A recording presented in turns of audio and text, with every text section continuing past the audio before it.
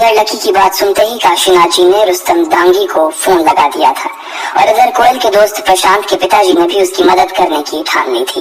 प्रशांत के पिता जयेश ने कोयल की मदद करने के लिए इसलिए हाँ कर दी थी क्योंकि Delhi trade and merchant union के अध्यक्ष चेतन मित्तल उनके स्कूल के खास दोस्त थे। अगर चेतन मित्तल ने इस मामले में क्रांति रायजादा को फोन भी कर दिया तो कोयल की सारी मुश्किल एक बार में ही हल हो जाती। इस वक्त चेतन मित्तल अपनी कंपनी में किसी विदेशी क्लाइंट के साथ एक डील साइन करने में जुटे हुए थे। इस क्लाइंट से न सिर्फ चेतन मित्तल की कंपनी को बल्कि दिल्ली के हर छोटे बड़े व्यापारी को ढेर सारा फायदा होने वाला था। पूरा सौदा लगभग 1500 करोड़ रुपए का था। जब ये मीटिंग चल रही थी तभी चेतन मित्तल के कॉन्फ्रेंस रूम का दरवाजा खुला और उनका सेक्रेटरी हॉल के अंदर आ गया। इस तरह से अपने सेक्रेटरी को बीच में घुसते देखकर चेतन मित्तल को बहुत गुस्सा आ रहा था। उसके आने की वजह से बाकी लोग भी परेशान हो रहे थे। उनकी नजर में ये बहुत बुरा व्यवहार था। सेक्रेटरी भी इस बात को अच्छी तरह से जानता था, मगर फिर भी उसके पास अंदर आने के अलावा कोई चारा नहीं था। सर, एक बात करनी थी आपसे, सेक्रेटरी ने धीरे से चेतन मित्तल के पास आते हुए कहा। उसने भी हाँ में गर्दन हिला दी। इसके बाद सेक्रेटरी उसके करीब आया और उसके कानों में कुछ कहने लगा। जैसे ही चेतन मित्तल ने अपने सेक्रेटरी की बात सुनी, उसके चेहरे का रंग बदल गया और वो अपनी कुर्सी से खड़ा होकर बोला, मुझे माफ करना साथियों, लेकिन मुझे अभी किसी बहुत ही जरूरी काम के लिए यहाँ से निकलना पड़ेगा। हम इस डील के बारे में बाद में बात करेंगे। मैं जानता हूँ कि इस तरह की मीटिंग को बीच में छोड़कर जाना ठीक नहीं है, लेकिन आप लोग मुझे आज माफ कर देना प्लीज। इतना कहकर चेतन अपनी कुर्सी पर से उठा और दरवाजे से बाहर निकलने लगा। तब तक दूसरे पक्ष के अनुवादक ने उन अंग्रेजों को चेतन की बात समझा दी, जिस पर उन्होंने जवाब में कहा, चेतन जी, अगर आप इस तरह से डील के नेगोशिएशन में बीच में उठकर चले जाएंगे तो फिर आगे इस बारे में आपसे कोई बात नहीं करना चाहेगा। चेतन ने पलट कर देखा तो पाया कि उनका लीडर चेतन के इस व्यवहार से बहुत ही नाराज हो गया था। देखिए, आपका कहना बिल्कुल ठीक है, लेकिन फिर भी इस वक्त मुझे जाना पड़ेगा। आगे जैसा आप लोगों को ठीक लगे, चेतन ने कहा और वहां से निकल गया। उसके सेक्रेटरी ने उसके कान में ये कहा था कि अभी अभी रुस्तम डांगी का फोन आया था और उसने लायन ग्रुप और कोयल ग्रुप के बीच जो विवाद था उसे सुलझाने के लिए चेतन मित्तल को याद किया था। चेतन मित्तल के लिए 1500 करोड़ रुपए से ज्यादा रुस्तम डांगी का फोन था। वो एक बार के लिए अपने धंधे में नुकसान झेल सकता था, लेकिन वो रुस्तम डांगी की नाराजगी किसी भी कीमत पर नहीं झेल सकता था। अगर ऐसा होता ना तो सिर्फ से पैसों का नुकसान नहीं होता, बल्कि उसकी पूरी कंपनी और अध्यक्ष होने की उसकी जो छवि थी, वो छवि एक बार में ही धूमिल हो जाती। इधर चेतन मित्तल सबसे नीचे माले पर पहुंच गया था और अपनी गाड़ी की ओर बढ़ता जा रहा था। उसका सेक्रेटरी भी उसके पीछे पीछे ही आ रहा था। ठीक इसी वक्त प्रशांत के पिता जयेश भी चेतन के दफ्तर में पहुंच चुके थे। चेतन भाई, जयेश जी चेतन की ओर देखकर मुस्कुराए और उसकी ओर बढ़ने लगे।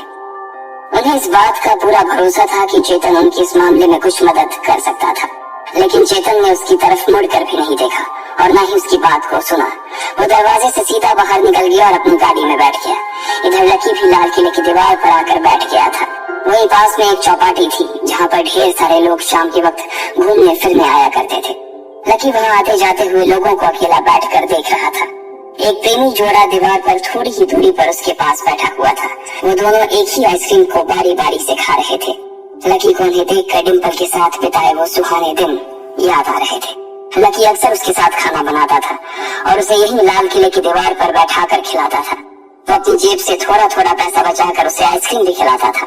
डिम्पल के साथ गुजरा उसका वक्त इतनी जल्दी गुजर जाएगा, उसे इस बात की उम्मीद नहीं थी।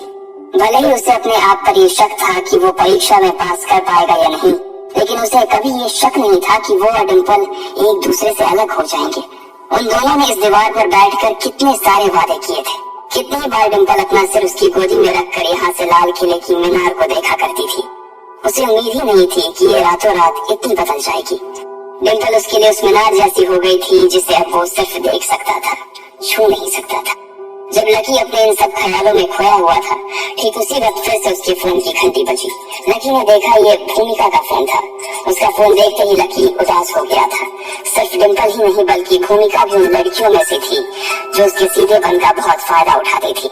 वो कॉलेज की चीयर लीडर टीम की लीडर थी। लकी भी उस टीम का अभी तक एक हिस्सा था। भले ही उस टीम में सभी लड़कियां थी, लेकिन कपड़े उठाने, सामान उठाने, बाजार कुछ ले जाने का सारा काम लकी ही देखता था। वो लड़कियां थी और इसलिए वो ये सब काम नहीं कर सकती थी। इसलिए लकी इन सब चीजों के लिए उनका असिस्टेंट बन गया था। हेलो लकी, अभी की अभी लाल मैदान में आओ, उधर से भूमिका ने कहा। हाँ पर क्या हुआ? लकी ने पूछा। ज्यादा सवाल जवाब मत करो, जो कह रही हूँ वो करो। वैसे भी यहाँ मेरा दिमाग खाने वाले बहुत से लोग मेरे सिर पर बैठे हुए हैं, भूमिका ने कहा और बिना लकी की बात सुने ही फोन काट दिया। लकी को कभी कभी भूमिका के ऊपर हंसी आती थी। उसका दिमाग अक्सर गर्म ही रहता था और फिर भी उसे लीडर बना दिया गया था।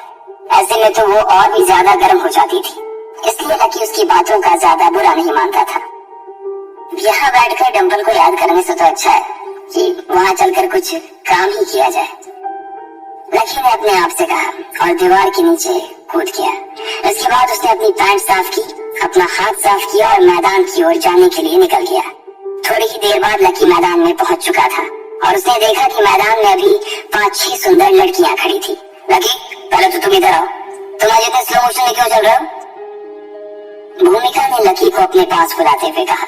वो एक लंबे से कद की लड़की थी जिसका चेहरा लंबा और आंखें थोड़ी सी डरावनी थी। हर वक्त उसका दिमाग गर्म होने की वजह से उसकी भौहें हमेशा तनी हुई रहती थी।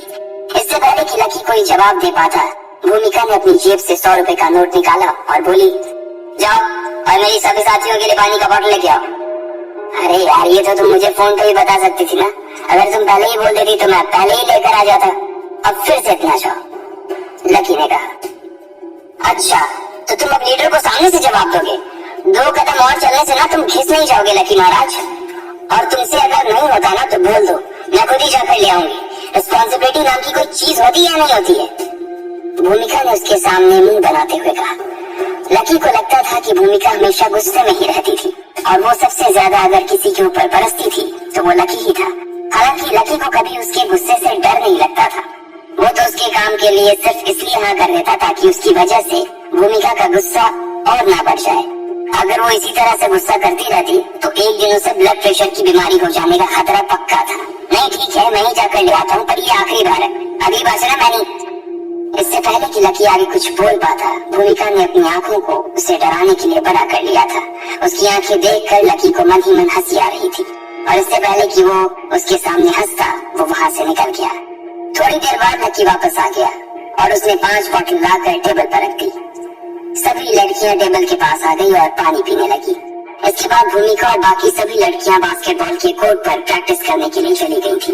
लकी वहीं स्टैंड्स में बैठकर उन्हें देख रहा था। जब तक वो प्रैक्टिस करने वाली थी तब तक लकी को वहीं बैठना था। अगर बीच में उन्हें किसी चीज की जरूरत लगती तो लकी उन्हें वो सभी चीजें लाकर देने वाला था। जब लकी बैठकर उनकी प्रैक्टिस देख रहा था तभी उसे अपने पास से एक आवाज आई, तुम भी वहाँ जाकर उनके साथ क्यों नहीं खेलते? लकी ने घूम कर देखा तो उसके होश उड़ गए। उसके पास एक लड़की आकर बैठ गई थी। उसके बाल बहुत खूबसूरत थे और उसका चेहरा गोल था। उसकी आंखें भूरी रंग की थी। हेलो, लकी ने उसकी ओर देखा और मुस्कुराते हुए कहा। इससे पहले कि लकी इसके आगे कुछ कह पाता, उसने देखा कि लड़की के बगल में एक और लड़का आकर बैठ गया था जिसने बास्केटबॉल खेलने के लिए पहने जाने वाले कपड़े पहन रखे थे। उसने पहले लकी को देखा और फिर उस लड़की की ओर देखते हुए बोला, हेलो, मेरा नाम विक्रांत है, मैं बास्केटबॉल टीम से हूँ। मेरी फैमिली बिजनेस में है और अभी हम लोगों ने एक छोटी सी कंपनी खोली है जिसका एनुअल टर्नओवर 200 करोड़ रुपए का है। विक्रांत ने कहा और मुस्कुराते हुए उस लड़की की तरफ अपना हाथ बढ़ा दिया। लकी को इस बात पर हंसी आ गई थी कि विक्रांत ने आते ही अपने इंट्रोडक्शन में अपनी कंपनी का टर्नओवर बता दिया था। वो उस लड़की को भी उस तरह से देख रहा था जिस तरह से वो बाकी लड़कियों को देखता था। वो जितना ज्यादा लड़कियों को देखता था, लड़कियां भी उसे उतना ही देखती थी। विक्रांत दिखने में भी काफी हैंडसम था, इसलिए कोई भी लड़की उसे आसानी से भाव दे दिया करती थी।